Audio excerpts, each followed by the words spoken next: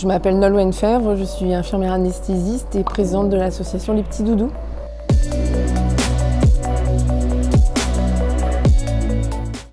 Alors, mon métier au quotidien, ça m'apporte beaucoup de choses, de la satisfaction de voir les enfants rassurés vers le bloc opératoire et puis aussi de travailler en collaboration avec mes collègues et puis cette bienveillance entre tout le monde qu'on peut avoir dans des situations difficiles, de se préparer parfois à affronter des tempêtes mais aussi de vivre de belles choses et de belles réussites et ça c'est vraiment quelque chose d'important. J'ai toujours voulu être en relation avec des gens. Je ne voulais pas être derrière un bureau, je voulais vivre une aventure humaine et c'est ce qui m'a assez vite poussée vers les hôpitaux. Et devenir infirmière, d'abord en réanimation, puis infirmière anesthésiste.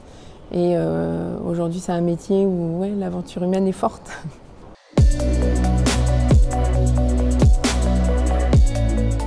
Alors j'ai plusieurs journées dans une.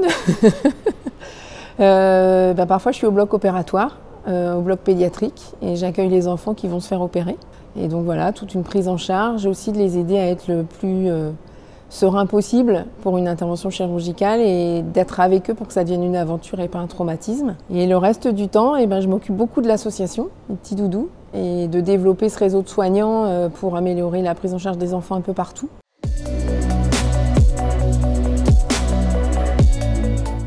Alors les Petits Doudous, c'est des associations de soignants qui s'engagent dans les hôpitaux pour accompagner les enfants lors d'une intervention chirurgicale, améliorer leur vécu, améliorer aussi la prise en charge des parents et la qualité de vie des soignants dans les hôpitaux. C'est aussi être éco-responsable et valoriser les déchets pour pouvoir mener des actions au profit des enfants.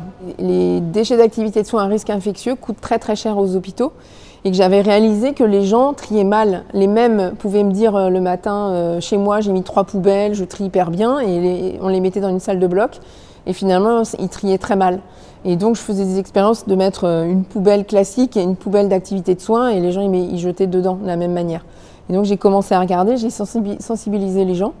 Et évidemment les métaux on peut les valoriser aujourd'hui, le recyclage de l'aluminium, du cuivre, de l'inox, du titane.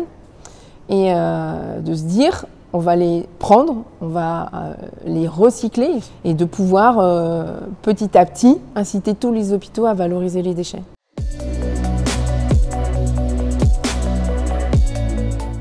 Première anecdote, c'est qu'on me dise que c'est obligé que les enfants pleurent à l'hôpital, que c'est traumatisant et que ça fait partie du parcours et que c'est comme ça.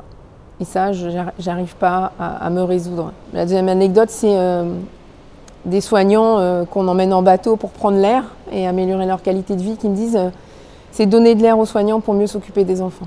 Oui, c'est ça, prendre soin des soignants aussi. Et évidemment, ce petit garçon qui me demande si il aura le droit de revenir. Et ça, forcément, c'est quand même énorme.